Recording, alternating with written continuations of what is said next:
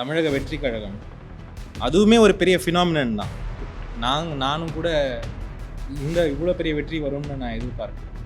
ஆனால் இன்றைக்கி ஒரு சந்தோஷமான விஷயம் என்னென்னா, இப்போ நாங்கள் செக்ரட்டரியேட் போனோம்னா ரொம்ப சாமானியர்கள்லாம் மந்திரியாக உட்காந்துருக்காங்க.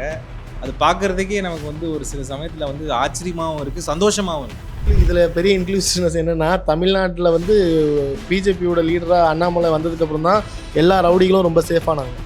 பிஜேபி பார்ட்டிக்குள்ளே போய் ஒரு ரவுடிஸை கும்பலை நீட்டாக ஒருங்கிணைச்சதில் வந்து அண்ணாமலைக்கு ஒரு பெரிய பங்கு இருக்குது தமிழ்நாட்டில். ஏன்னா அண்ணாமலை வந்து ஒரு பயங்கர ஆம்பிஷியஸான ஆள். அதாவது எது ஆனாலும் பரவாயில்ல, நான் சொல்லுவாங்கள்ல, பிறந்த வீட்டில் நான் தான் குழந்தையாக இருக்கணும், செத்த வீட்டில் நான் தான் பணமாக இருக்கணும், அந்த மாதிரி டைப் பார்டர் லைன் நார்சிஸ்ட்னு கூட சொல்லுவாங்க. அதே மாதிரி நம்மளுடைய தோழர் வன்னியரசெல்லாம் பார்க்கும்போது எனக்கு ரொம்ப சந்தோஷமாக இருக்குது. எவ்வளோ ஆண்டு காலம், எவ்வளோ இந்த கட்சி வந்து எந்த அளவுக்கு வந்து தலித்துகளுடைய ஒரு கன்சாலிடேட்டட் பவர் சென்டராக இருந்து அவ்வளோ ஓட்டுகளை வந்து எந்த கூட்டணியில் இருந்தாலும் அந்த கூட்டணிக்கு ட்ரான்ஸ்ஃபர் பண்ணியிருக்காங்க. எனக்கு தான் எப்போ தான் தோணுது, இவங்களெல்லாம் வந்து ஒரு பதவியில் உட்கார வச்சு பார்க்கணும்னு தோணலையே. ஆஸ் அ ரெஸ்பான்சிபிள் சிட்டிசனாக, especially for the Gen Z kids நான் சொல்கிறேன், இவங்க இந்த ரெசிஸ்டன்ஸை வந்து வாய்ஸ் அவுட் பண்ணும்போது இதுக்கு முன்னாடி இருக்க ஜென்ரேஷனாக what is going to be our role in guiding them. நீங்கள் பழைய கதையெல்லாம் ஓட்டிகிட்டு இருந்தால் ஒர்க் அவுட்டே ஆகாது, தவறும் கூடாது. அரசியல் என்றைக்குமே அடுத்த ஜென்ரேஷனுக்கு பண்ணுறது தான் அரசியல். லைக் இப்போ கோச்சஸ் வந்துட்டாங்க, லைஃப் கோச்சஸ் வராங்க. இட்ஸ் நாட் தட் இது முன்னாடி யாரும் வாழ்ந்தது இல்லையா, ஆனால் இப்போ ஏன் லைஃப் கோச்சஸ் வராங்க, especially for people who are successful. இன்றைக்கி லைஃப் கோச்சஸ் தேவைப்படுறாங்க. ஒரு காட்டில் வந்து ஒரு சிங்கம் 4 மாடை வேட்டையாட பார்க்கும். அது 4 ஒன்றா இருக்கிறதுனால அது வேட்டையாட முடியாது. ஒரு நாள் அந்த மாடுங்களுக்குள்ளே பிரச்சனை வரப்போ அதெல்லாம் தனித்தனியாக போகும்போது அந்த சிங்கம் ஈஸியாக வேட்டையாடிடுச்சு அப்படின்னு. அப்போ பிஜேபி அந்த ஃபார்முலாவை இங்கே ட்ரை பண்ணுறாங்களோ, அண்ணாமலை அவர் வந்து அதுக்கு ஒரு டூலாக இருக்காரோ அப்படின்ற மாதிரி தோணுது சார். அதெல்லாம் தாண்டி காக்ரோச் பார்ட்டியை பார்க்கும்போது இப்போ வந்து யூத்ஸ்லாம் வந்து ரோட்டுக்கு வந்து அவங்க போராடுறதுக்கு அவங்களுக்கான ரைட்ஸ்க்காக போராடுறதுக்கு அவங்க ரெடியாக இருக்காங்கன்னு காமிச்சிருக்கு. அப்படி தான் நான் பார்க்குறேன். ஏன்னா அரசியலில் வந்து முதல்ல வந்து இன்டெகிரிட்டி முக்கியம். நீங்கள் முதல்லேருந்து கடைசி வரைக்கும் ஒரே லைன் ஆஃப் திங்கிங்கில் இருக்கீங்களா? நீங்கள் இன்டெகிரிட்டி விட்டுட்டிங்கன்னா அரசியலே கிடையாது. முதல் திண்ணை பேச்சு இது வந்து ஒரு கேஷுவல் ஃப்ரீ வில்லிங் டிஸ்கஷன் தான், எது வேணால் பேசலாம். ஆனால் மோஸ்ட்லி இன்னைக்கு வந்து உங்களை அஃப்கோர்ஸ் எல்லாருமே ஒரு யூத் ரெல்ம்லேருந்து வரீங்க, என்னை தவிர, பிரேமை தவிர, மற்றவங்க அப்பாஸ். அதனால் இன்றைக்கி வந்து பொலிட்டிக்கல் சுச்சுவேஷனும் சரி, சமுதாய விஷயங்களும் சரி, எல்லாருமே சமுதாயத்தில் ஏதோ ஒரு இடத்துல வேலை பார்க்குறீங்க. உங்களுடைய இந்த மாதத்தில் நடந்த நிகழ்ச்சிகள், அதை பற்றி உங்களுடைய எது உங்களை வந்து ரொம்ப அஃபெக்ட் பண்ண ஒரு இன்சிடெண்ட்டாக இருக்கட்டும், இல்லை நீங்கள் உங்கள் வேலையில் பார்த்த சில விஷயங்களாக இருக்கட்டும், அதை சம்மந்தப்பட்ட கருத்துக்களாக இருக்கட்டும், ஒரு சின்ன ஒரு எக்ஸ்சேஞ்ச் தான், ஒரு reflection on each others thought. So இதை வந்து நம்ம வந்து ரெகுலராக பண்ணலாம். அஃப்கோர்ஸ் ஒரு மோனோலாகாக இல்லாமல் எல்லோரும் பேசினா அது வந்து பெட்டராக இருக்கும்னு என்னுடைய எண்ணம். ஸோ வந்து முதல்ல யார்லேருந்து ஆரம்பிப்போம்? சார், இந்த மந்த்து நான் லாஸ்ட்டு ஒரு 10 டேஸாக நாங்கள் கண்டினியூஸாக பார்க்குறோம் சார். நியூஸ் எங்கே ஓப்பன் பண்ணாலும் எங்கேயோ ஏதோ ஒரு இன்சிடென்ட் நடக்குது. செக்ஷுவல் ஹராஸ்மெண்ட்டு, அசால்ட்டு, கொன்னுட்டாங்க, இந்த மாதிரியான நியூஸே கன்சியூம் பண்ணிகிட்டே இருக்கோம் சார். ஆமாம் சார், கும்மிடிப்பூண்டியில் அந்த இன்சிடெண்ட்டு நியூஸ் எல்லாம் பார்க்குறப்ப இன்றைக்கி வந்து 20 இந்த கேசஸ், 30 அந்த கேசஸ், இத்தனை பேர் செத்துட்டாங்க. இது வந்து இது முன்னாடியும் அப்படி தான் இருந்துச்சா, இல்லை இந்த ரீசெண்ட் டேஸில் இவ்வளோ நியூஸஸை நாங்கள் ஏன் கன்சியூம் பண்ணிக்கிட்டு இருக்கோம்? இந்த மாதிரியான ரொம்ப சென்சிட்டிவான மேட்டர்ஸை வந்து பொலிட்டிக்கல் டூலாக யூஸ் பண்ணுறாங்களோ அப்படின்ற ஒரு சந்தேகமாக வருது. நியூஸை பார்க்குறப்ப இதை நம்புறதா வேணாவா, இதை நம்ம எப்படி எடுத்துக்கிறதுன்ற மாதிரியான ஒரு கன்ஃபியூஷன் வருது சார். ஸோ அதுதான் சார். இது வேற எதுனா இதை பற்றி சொல்ல விரும்புறீங்களா? ஆட் பண்ண இல்லை சார், அதான் அவங்க கேட்ட மாதிரி ரீசன்ட் டேஸில் மட்டும் இந்த மாதிரி விஷயங்களை வந்து நாங்கள் ரொம்ப கன்சியூம் பண்ணுறோம் சார். ஒரு பொலிட்டிக்கல் ஸ்டேஜில் வந்து எலெக்ஷன் டைமில் ஒரு லீடர் சொல்கிறாங்க, 2 அலிகேஷன் தான் இருக்குது. அப்போது அந்த 2 அலிகேஷன் அவங்க எப்படி பார்க்குறாங்க? இது வந்து நிஜமாலுமே பாலிட்டிக்ஸ்க்காக இதெல்லாம் செய்யப்படுதா அப்படிங்கிறது ஒரு பயங்கரமான டவுட்டு சார். இதோட கன்சர்ன் என்னென்னா, எண்ட் ஆஃப் டே அது கன்சர்ன் வந்து பாதிக்கப்படுறவங்களோ மக்களோவோ இருக்கணும். அதை வச்சு இந்த கட்சி ஆட்சிக்கு வந்தது, இந்த கட்சி இதுக்கு வந்தது, இவங்கனால இந்த பிரச்சனை, இவங்க இதை சரியாக பார்க்கல. ஸோ இதை எப்படி அணுகிறதுன்றதே பெரிய டவுட்டாக இருக்குது சார். இப்போ யார் வந்து இதில் மெயினான விக்டிம்ஸ், யார் மேலே கன்சர்ன் நமக்கு இருக்கணும், இல்லை பிரச்சனை யார் மேலே அப்படிங்கிறத நம்ம புரிஞ்சுக்கணும், இன்னும் டீட்டெயிலாக புரிஞ்சுக்கணும் அப்படின்னு தோணுது சார். என்ன சொல்றியா? எனக்கு வந்து இப்போ வர நியூஸ் எப்படி கன்சியூம் பண்ணுறதுனே தெரில. ஏன்னா எல்லாமே ஒரு மாதிரி ஒரு கலர்டாக, ஸோ யார் சொல்கிறாங்க, இப்போது ஒரு நியூஸ் வருதுன்னா ஒரு ஃபேஸ் வேல்யூவில் அதை எடுத்துக்க முடியல. முதல்ல வந்து இப்போ when we grow up, parents என்ன சொல்லுவாங்கன்னா நியூஸ் சேனல்ஸ் பாருங்கள், ஏன் எப்பயுமே சினிமாவே பார்க்குறீங்க அப்படின்ற மாதிரி தான் இருந்தது. பட் இப்போ நியூஸ் சேனல்ஸை கொஞ்ச நேரத்துக்கு மேலே பார்க்க முடியல. ரொம்ப டிப்ரெஸிங்காக இருக்குது நியூஸ், ரொம்ப நாய்ஸி, ரொம்ப ஒரு மாதிரி. So irrespective of the channels, everybody has an agenda, everybody defending, எதுக்காக பேச வரோம், யாருக்காக, எல்லாருமே ஒரு சைடை ரெப்ரசன்ட் பண்ணுறாங்க. ஸோ ஒரு டிபேட் அப்படிங்கிற ஷோவில் வந்து இன்றைக்கி டிபேட்டோ ஒரு எக்ஸ்சேஞ்ச் ஆஃப் வியூஸோ நடக்கிறதே இல்லை. ஒரு விஷயம் ஒருத்தவங்க சொல்கிறாங்கன்னா இம்மீடியட்லி அதை டிஃபெண்ட் பண்ண முடியலன்னா பர்சனல் அட்டாக்கு போயிடுறாங்க, இல்லைன்னா எல்லோரும் கத்தி அந்த ஒரு கேக்கஃபோனி மாதிரி ஆகிடுது அது. ஸோ எப்படி how to come out of it? News தெரிஞ்சுக்கணுங்கிற ஒரு இன்ட்ரெஸ்ட் இருக்குது நம்ம நாட்டில். நம்ம சுற்றி என்ன நடக்குது, இப்போ காலையில் ஆஃபீஸ் போகிறோம், இப்போ என்ன மாதிரி ஆளுங்க காலையில் போயிட்டு வெளில வரும்போது we don't know what is happening, ஆஃபீஸ்லேருந்து வெளில வரும்போது. ஸோ எந்த நியூஸ் பேப்பர், இப்போ எந்த பேப்பரை படிக்கிறோங்கிறத வச்சு ஒரு பொலிட்டிக்கல் இன்க்ளினேஷன் வந்துடுது.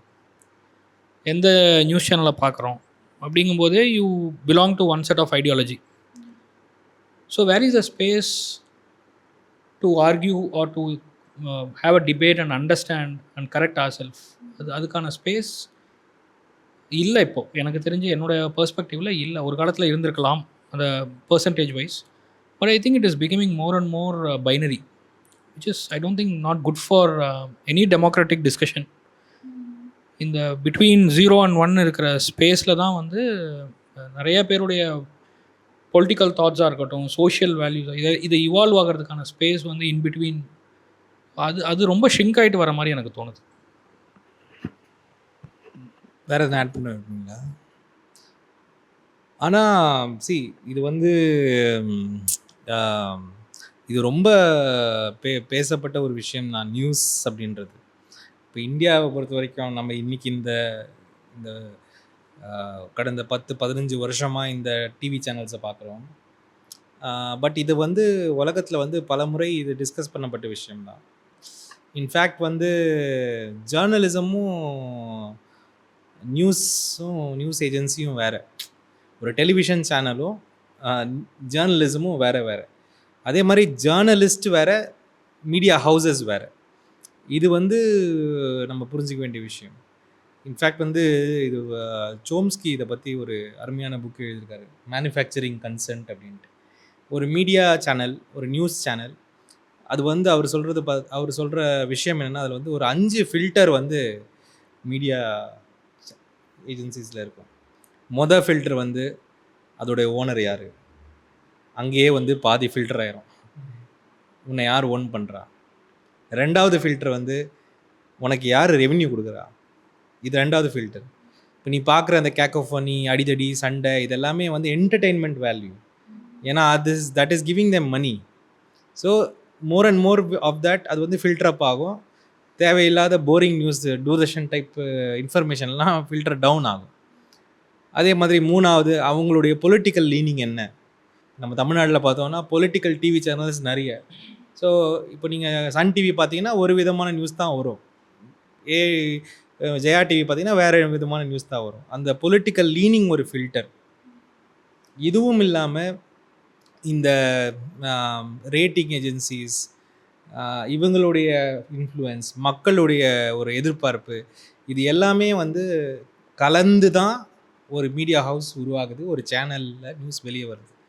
அப்படி பார்க்கும்பொழுது இன்றைக்கி இருக்கிற நியூஸ் சேனல்ஸை வந்து நியூஸாக பார்க்குறதே முதல் தப்பு.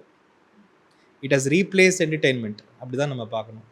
இன்றைக்கி வந்து என்டர்டெயின்மெண்ட்டுக்கு நம்ம முன்னாடி வந்து ஒளி மொழியும் பார்ப்போம், இல்லை சித்ராஹார் பார்ப்போம். அதெல்லாம் போய் இன்றைக்கி வந்து நியூஸ் சேனல்ஸ் தான் பார்க்குறாங்க. ஸோ அதனால் வந்து இதை நம்ம ஏஜ் ப்ரோக்ராம் இவங்களுக்கு தெரியாது. சித்ரஹார்லாம் அவங்க எத்தனை பேர் பார்த்துருக்காங்க? ஆமாம் இதுங்க நியூ ஓகே இவங்க ஏஜில் என்ன இருக்குது அந்த மாதிரி ஒரு ஐட்டம், ஒளியும் சித்ரஹார்லாம் அவங்க பார்த்துருக்க மாட்டாங்கன்னு நினைக்கிறேன். இவங்க ஏஜில் அந்த மாதிரி ஒரு ஐட்டமே இல்லைன்னு நினைக்கிறேன். என்ன ஓகே. ஸோ அப்படி நியூஸை வந்து நியூஸ் சேனலில் வந்து நம்ம நியூஸ் சேனலாக பார்க்கக்கூடாது, என்டர்டெயின்மெண்ட் வேல்யூ தான் பார்த்தோம். அதே சமயம் நியூஸ் சேனல் வேறு, ஜேர்னலிஸ்ட் வேறு, ஜேர்னலிசம் வேறு. நீங்கள் எதிர்பார்க்குறது ஜேர்னலிசம், அது உங்களுக்கு நியூஸ் சேனலில் கிடைக்காது. நீங்கள் ஒரு ராஜீப் சர்தேசாய்னு ஒருத்தர் இருக்கார். இப்போது ரவிஷே இருந்தார். ரவிஷ் ஒரு டிவியில் வேலை செய்கிற வரைக்கும் அவர் ஒரு நியூஸில் வேலை செஞ்சுட்டு இருந்தார். இன்றைக்கி வெளியே வந்துட்டு அவர் தனியாக பண்ணும்போது அவர் ஜேர்னலிஸ்ட்டாக இயங்குறாரு. இப்போது இன்னொரு ஒரு அடிஷ்னல் காம்ப்ளெக்சிட்டி என்ன வந்திருக்குன்னா, நீங்கள் ஜேர்னலிஸ்ட்டாக தனியாக இயங்குனீங்க கூட இந்த யூடியூப் மாதிரி சோஷியல் மீடியாவில் வரும்பொழுது அங்கே வந்து இந்த வியூஸ் எல்லாம் மேட்டர் ஆகுது. அப்போது உங்களுடைய ஜேர்னலிசமுடைய கலரே மாறுது. ஓ நம்ம இவ்வளோ பண்ணியும் 10 வியூ தான் வருது அப்படின்னும் போது அடுத்தது டாப்பிக்கு, தம்ப்நெயில் எல்லாமே மாறுது. ஸோ அந்த ஃபில்டர் வந்து ஆட்டோமேட்டிக்காக உட்காருது. ஸோ நீங்கள் வந்து இன்றைக்கி நல்ல நியூஸ் பார்க்கணும்னா you have to average out every thing. எல்லா ஒரு 4-5 சோர்ஸை எடுத்து ஆவரேஜ் அவுட் பண்ணி தான் பண்ண முடியும். அதுக்கான டூல்ஸ் இருக்கான்னு கேட்டால் இருக்குது கண்டிப்பாக. அதை யூஸ் பண்ணி தான் நம்ம இன்றைக்கி வந்து ப்ராப்பர் இதை பார்க்க முடியும்னு நான் நினைக்கிறேன். ஆனால் நீங்கள் கேட்குற கேள்வி வந்து ரொம்ப ரொம்ப முக்கியம். போக போக நியூஸோடைய ட்ரூத்ஃபுல்னஸ் இது எல்லாமே கூட இன்ஃபேக்ட் நம்ம வாழ்கிற டைமே வந்து போஸ்ட் ட்ரூத் வேர்ல்டுன்னு சொல்கிறாங்க. உண்மையை தாண்டிய ஒரு உலகம். உண்மைக்கு வந்து இனிமேல் உண்மையை நீ ப்ரூவ் பண்ண வேண்டியதாக இருக்கும். உண்மையான விஷயத்த யூ ஹாவ் டு ப்ரூவ் இது ட்ரூத்து. மற்றபடி ஃபால்ஸ்ஹுட் தான் வந்து ஈஸியாக இருக்கும். பட் நீங்கள் எப்படி டீல் பண்ணுறீங்க இதை? இந்த சென்ஸு காலையிலேருந்து இப்போ என்னுடைய பார்ட்னருக்கெல்லாம் வந்து ட்விட்டரை பார்த்து she is gone mad. Character எல்லாமே, மைண்டு எல்லாமே அஃபெக்ட் ஆகிருக்கு. அந்த மாதிரி how do you deal with so much of news உங்கள் டைமில்? சார் காலையில் எந்திரிச்சதும் என்ன நடந்திருக்கு அப்டேட் இல்லாமல் இருக்க முடியாது. ஸோ காலையில் எந்திரிச்சதுமே முதல்ல ட்விட்டர் தான் போய் தள்ளுறது சார். என்ன நடந்திருக்கு நியூஸை கன்சியூம் பண்ணிடுவோம். அந்த டே முடியும் போது பயங்கர எக்ஸாஸ்டிங்காக, அப்படியே ஏதோ ஒரு ரெஸ்ட்லெஸ்ஸாக, பிரெயின் ஏதோ பயங்கர டிஸ்டர்ப் ஆன மாதிரியான ஃபீல் எப்பவுமே இருக்குது சார். அது என்ன பண்ணுறது, அது தெரிஞ்சுக்காமே இருக்க முடியல, அதை அவாய்டும் பண்ண முடியல. ஆனால் அதுக்குள்ளே போனாலே அப்படி ஒரு எக்ஸாஸ்ட் ஃபீலும் டிஸ்டர்பிங்கான இதுவும் ஆயிடுது சார். ஸோ அப்படி தான் ஃபீல் ஆகுது சார். இப்போ ஒரு பார்ட்டியும் வந்து அவங்கவுங்க ஐடி விங்னு வச்சுருக்காங்க. இப்போ ஒருத்தவங்கள போய் பார்க்கும்போது அவங்களுக்கு வந்து பாசிட்டிவாக இருக்குது, நெகட்டிவும் இருக்குது. பட் ஃபேக்ட் செக் நிறைய பேர் இருக்காங்க. இப்போ இவங்க போய் செக் பண்ணலாம், அது பாசிட்டிவாக இருக்குன்னு செக் பண்ணும்போது அதுவுமே சில டைம் வந்து நெகட்டிவாக இருக்குது. அதுதான் இதில் வந்து நெகட்டிவ் இருக்கா பாசிட்டிவ் இருக்கான்னு தேடுற டைமே அதிகமாகுது. இப்போ ஒரு விஷயம் வருது நமக்கு, அது ஒரிஜினலாக இது வந்து முன்னாடி நடந்திருக்கான்னு நம்ம அதை ஒரு வாட்டி செக் பண்ணுற மாதிரி இருக்குது. இப்போ நிறைய ஐடிவிங் இதுக்காகவே வந்து நீங்கள் ஒரு விஷயத்த பண்ணுறீங்களா, ஒருத்தர் அட்டாக் பண்ணுறாங்கன்னா அவங்களுக்கு சப்போர்ட் பண்ணுறதுக்காகவே நிறைய ஐடிவிங் இருக்குது. இப்போ இதில் ஃபால்ஸ் எது ட்ரூத் எதுன்னு நம்ம கண்டுபிடிக்கிறதுக்காகவே இதில் செலவு பண்ணுற நேரம் அதிகமாக இருக்குது. ஸோ முன்ன மாதிரி இல்லாமல் இப்போது சமீபமாக வந்து ஆட்சி மாற்றம் வந்ததுக்கப்புறம் தொடர்ச்சியாக வந்து நான் வந்து இந்த கட்சியை திட்டுறேன், எனக்கு இந்த கட்சி பிடிக்குது, எனக்கு அந்த கட்சி பிடிக்குது அப்படின்றது இல்லாமல் இவங்க எப்படி இறங்க ஆரம்பிச்சிட்டாங்கன்னா தனி மனித தாக்குதலில் இறங்க ஆரம்பிச்சிட்டாங்கன்னு பார்க்குறேன் சார். இப்போது நான் வந்து ஒரு இத்தனை வருஷமாக ஒரு திராவிடியன் பாலிடிக்ஸை பார்த்து இல்லை ஒரு மூமெண்ட்டு இயக்கம் சார்ந்த அரசியலோட பயணித்தவன் இன்றைக்கி ஒரு புது பார்ட்டி 60 வருஷம் ரூலில் பிரேக் பண்ணி வந்திருக்கு. இப்போ சமீபமாக நடக்கிற சோஷியல் மீடியா டாக்ஸு எல்லாத்துலேயுமே பார்க்கும்போது எனக்கு நல்ல ஃப்ரெண்டாகவே ஒருத்தர் இருக்கார். நான் அவரோட வந்து கான்வர்சேஷன் வச்சுக்கிறேன். பட் 60 வருஷமாக ஆண்ட கட்சி பண்ண தப்பை அப்போ பேசாதவங்க இப்போ வேறு மாதிரி பேசுகிறாங்க. அதை இப்போ எப்படி சொல்கிறதுனா, அதை அவங்க தப்பு பண்ணப்போ பேசாதது இப்போது ஏதோ அதை இப்போ புதுசாக ஒரு கட்சி வந்தோடனே இவங்க பண்ணுறதில்ல தொட்டது இல்லாமல் இது தப்பு அது தப்பு இல்லைங்க, கொஞ்சம் டைம் கொடுங்க, அது என்னெல்லாம் இருக்குதுன்னு பார்க்கலாம் அப்படின்னு பேசலாம். அது என்ன ஆயிருதுன்னா தனி மனித தாக்குதலுக்குள்ளாயிருது.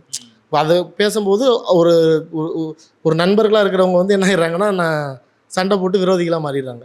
ஸோ இந்த மாதிரி இந்த கண்டினியூவேஷனில் சோஷியல் மீடியாஸில் இது கண்டினியூவாக நடந்துகிட்ருக்கு சார். இப்போது இந்த sexual harassment as a special case நியூஸை பொறுத்த வரைக்கும் நான் சொன்ன மாதிரி மீடியா ஹவுசஸை வந்து நீங்கள் வந்து வெறும் நியூஸ் தர ஏஜென்சியாக பார்க்க முடியாது. எத்திக்ஸ் ஃபாலோ பண்ணுறாங்கன்னு கேட்டால் கண்டிப்பாக கிடையாது. ஏன்னா ethical things does not sell.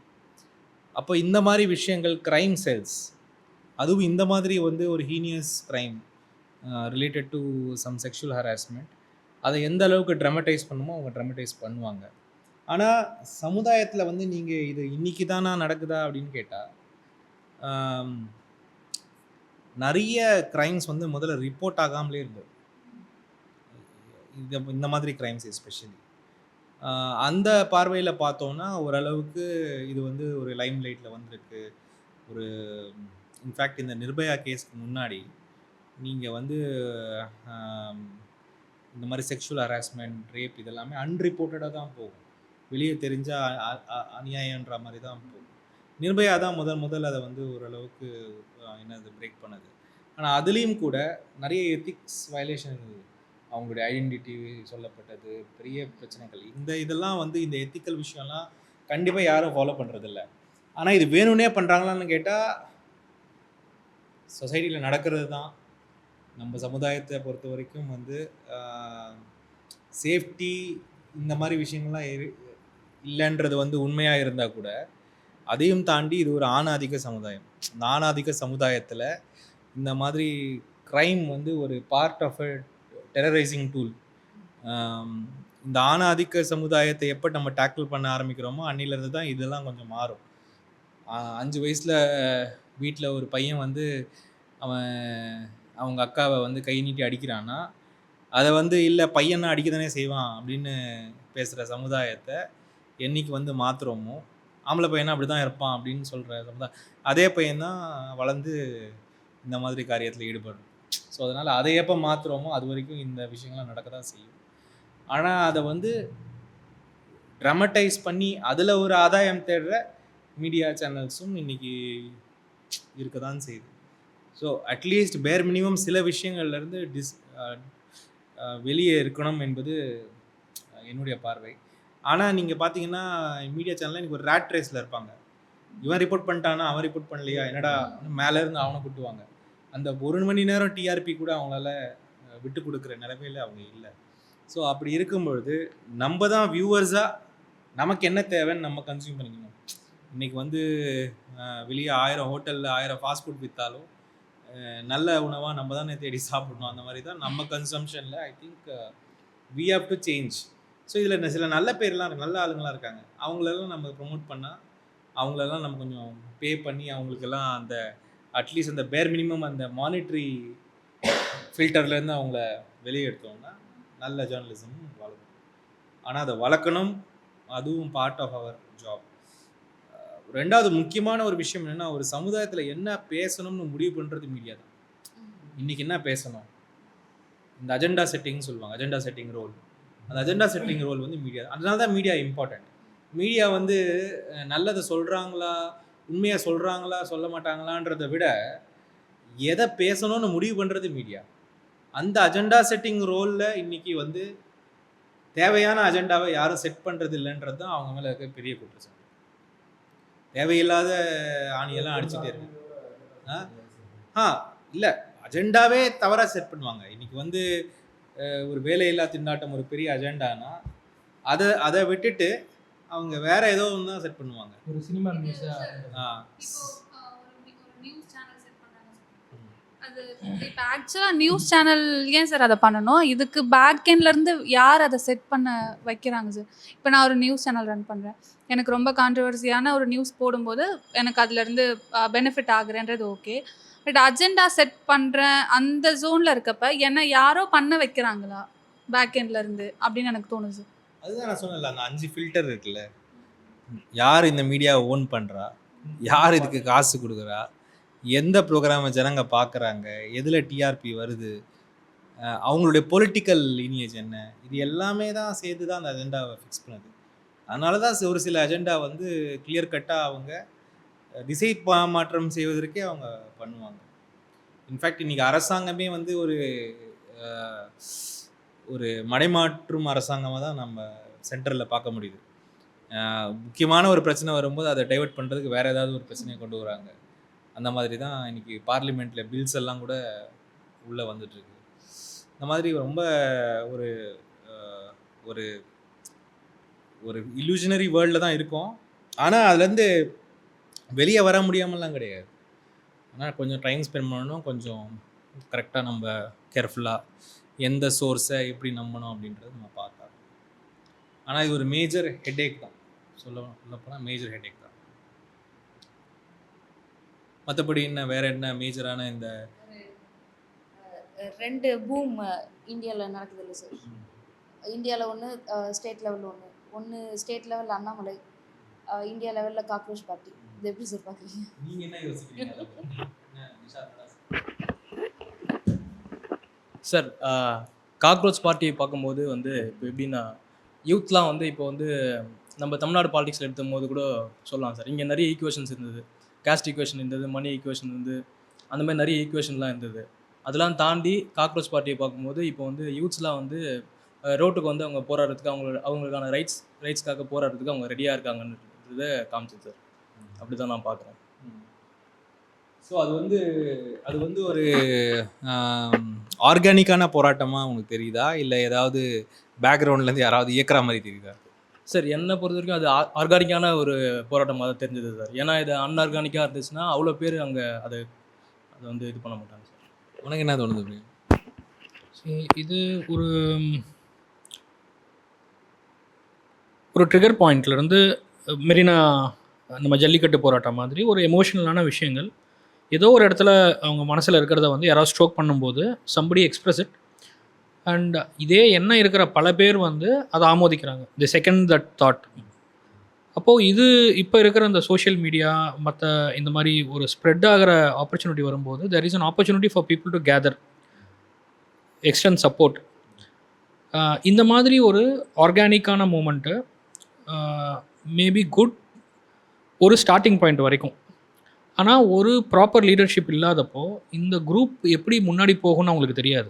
இந்த எமோஷன்ஸ் கொஞ்சம் நேரத்துக்கு வித்ஸ்டாண்ட் ஆகலாம், ஆனால் இதுக்கு பின்னாடி வந்து ஒரு ஆள் இருக்கணும். இது வந்து அப்போ நம்ம பேசும்போது இதுக்கு பின்னாடி யாராவது இருக்காங்களான்னா நெகட்டிவ் கானோட்டேஷனோட பார்க்க தேவையில்லை. ஒரு ரெசிஸ்டன்ஸ், யாரோ ஒருத்தங்க ஒரு வாய்ஸ், டெமோக்ரஸியில் வந்து resistance is a very important part. இப்போ somebody has started it out of nowhere. எங்கேயோ ஒரு யூஎஸ்லேருந்து ஒருத்தர் சொல்கிறாரு, பட் இட் ட்ரிகர்ஸ்.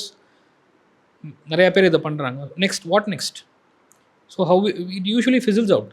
ஒரு 3 நாள் 4 நாள் போகும்போது நிறைய பேர் ஜாயின் பண்ணுறது வந்து சேம் தாட் இருக்கலாம், ஆனால் நிறைய பேர் அந்த நானும் வந்து என்னுடைய பார்ட்டிசிபேஷனை காட்டணும் அப்படிங்கிறது தான். இதில் வந்து எல்லாத்துக்கும் அந்த டெப்த்து தெரிஞ்சிருக்கணும்னு அவசியம் இல்லை. பட் ஐ ஃபீல் தட் ஓவராலாக வந்து இவங்க பண்ணுறதுல ஒரு நியாயம் இருக்குது. இல்லை I belong to this group, அதனால் நான் போய் நிற்கிறேன் வித்தவுட் ஈவன் அண்டர்ஸ்டாண்டிங் வை அந்த குரூப் அங்கே இருக்குன்னு கூட தெரிய தேவையில்லை. ஆனால் என்னுடைய சகாக்கள், என்னுடைய யூத், இவங்க எல்லாரும் ரெப்ரசென்ட் பண்ணுறாங்க. So I may think that it is more related to me. I should also be a part of it. ஒரு பியர் ப்ரெஷர்னால கூட இருக்கலாம். பட் த பாயிண்ட் இஸ், இது எல்லாமே வந்து எடுத்த உடனே it is backed by some political party, so it is absolutely wrong அப்படிங்கிறதும் இஸ் நாட் ஹெல்தி. இல்லை இதை பேக்கே பண்ணக்கூடாது, இது ஆர்கானிக்காக அப்படியும் இருக்கக்கூடாது. So there has to be some way. I don't know what is the right way, but what I feel is there has to be guidance. Like இப்போ கோச்சஸ் வந்துட்டாங்க, லைஃப் கோச்சஸ் வராங்க. இட்ஸ் நாட் தட் இதுக்கு முன்னாடி யாரும் வாழ்ந்தது இல்லையா என்ன, ஆனால் இப்போ ஏன் லைஃப் கோச்சஸ் வராங்க? Especially for people who are successful. இன்றைக்கி லைஃப் கோச்சஸ் தேவைப்படுறாங்க. பெரிய ஆர்கனைசேஷன் டெவலப் ஆகுது. இப்போது நான் part of the start up ecosystem where we are looking for mentors. So இது எதுவுமே தெரியாமல் ஸ்டார்ட் பண்ணல, பட் ஒரு ஆர்கனைஸ்டாக ஒரு கரெக்டான பாத்தில் where there is a little probability of success அதிகமாக இருக்குது, இல்லை ஒன் ஷுட் நாட் சஃபர் அப்படிங்கும்போது ஒரு இன்ஸ்டிடியூஷனல் பேக்கப் வருது. இது வந்து இவ்வளோ நாளாக ஒரு பொலிட்டிக்கல் பார்ட்டி இந்த இன்ஸ்டிடியூஷனல் பேக்கப் கொடுத்துட்டு இருந்தாங்க. இன்றைக்கி இந்த பொலிட்டிக்கல் பார்ட்டியோடைய கலர்ஸ் ஹவ் சேஞ்ச்ட், இந்த ஐடியாலஜி ஹஸ் ஃபிசில்ட் அவுட். யார் எங்கே வேணாலும் எப்போ வேணாலும் போவாங்க அப்படிங்கும்போது what is the way forward for youths, especially who doesn't agree with what is happening around? I don't like what is happening. How will I voice out? Who will guide me? நீங்கள் எல்லாரையும் சொல்கிறீங்க. As a responsible சிட்டிசனாக especially for the Gen Z kids நான் சொல்கிறேன். நம்மளெல்லாம் விட்டுருவோம். இவங்க இந்த ரெசிஸ்டன்ஸை வந்து வாய்ஸ் அவுட் பண்ணும்போது இதுக்கு முன்னாடி இருக்க ஜென்ரேஷனாக what is going to be our role in guiding them.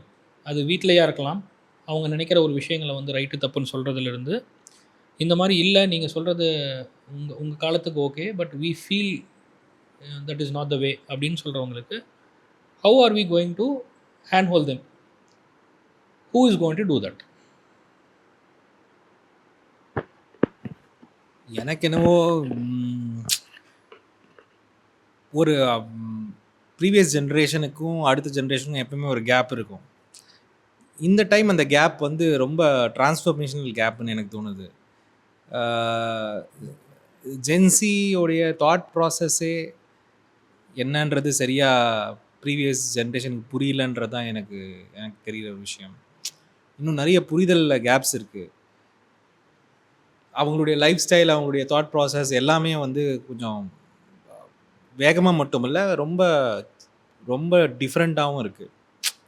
So of course இன்றைக்கி நடக்கிற இந்த ஸ்பான்டேனியஸ் ப்ரொட்டஸ்ட் எல்லாம் it is a expression of இருக்கிற பொலிட்டிக்கல் செட்டப்பில் எந்த பொலிட்டிக்கல் செட்டப்பும் எங்களுடைய ஆஸ்பிரேஷன்ஸை ரிஃப்ளெக்ட் பண்ணலன்றது தான் காட்டுது. ஸோ என்னை பொறுத்த வரைக்கும் வரப்போகிற காலத்தில் அரசியல் வந்து பாலிட்டிக்ஸ் வந்து கண்டிப்பாக அவங்களுக்கு ஏற்ற மாதிரி டிரான்ஸ்ஃபார்ம் ஆகணும். நீங்கள் பழைய கதையெல்லாம் ஓட்டிகிட்டு இருந்தால் ஒர்க் அவுட்டே ஆகாது, தவறும் கூடாது. அரசியல் என்றைக்குமே அடுத்த ஜென்ரேஷனுக்கு பண்ணுறது தான் அரசியல். ஸோ இன்றைக்கி ஒரு அரசியல்வாதி தன்னை எப்படி நடத்தி கொள்கிறான்றதில் ஆரம்பித்து அவங்க எப்படி இருக்க போகிறாங்க எல்லாத்தையுமே வந்து இனிமேல் வந்து ஒரு டிரான்ஸ்ஃபர்மேஷனாக மாற்றினா தான் வந்து அரசியல் வந்து அடுத்த ஜென்ரேஷனுக்கு நடக்கும்ன்றது என்னுடைய பார்வை. அதனால தான் வந்து இந்த ஆர்கானிக் மூமெண்ட்ஸ் எல்லாமே வந்து ஒரு வரவேற்கத்தக்க மூமெண்ட்டாக தான் நான் பார்க்குறேன். இந்த காக்ரோச் பார்ட்டியும் ஒரு கோவத்தில் எழும்பினாலும் அது வந்து ஒரு பொலிட்டிசைசிங் எஃபெக்ட் தான், இல்லைன்னு கிடையாது. ஆனால் இந்த அண்ணாமலை மூமெண்ட்டை பற்றி என்ன நினைக்கிறீங்கலாம்? அதை பற்றி இந்த காக்ரோச் பார்ட்டிலேயே அவர் இந்த யூஎஸ்லேருந்து வரும்போது அபிஜித் வந்து என்ன பண்ணாருன்னா அம்பேத்கரோட ஃபோட்டோவை எடுத்துகிட்டு வந்தார். ஸோ அதுக்கப்புறம் நீட்டுக்காக ஜந்தர் மந்தரில் ப்ரொட்டஸ்ட் பண்ணாங்க. இப்போ சமீபமாக ஒரு இடத்துல வந்து ப்ரெஸ் அவர்கிட்ட கேட்கும்போது வந்து ஜாதிய மதத்தை வச்சு பிஜேபி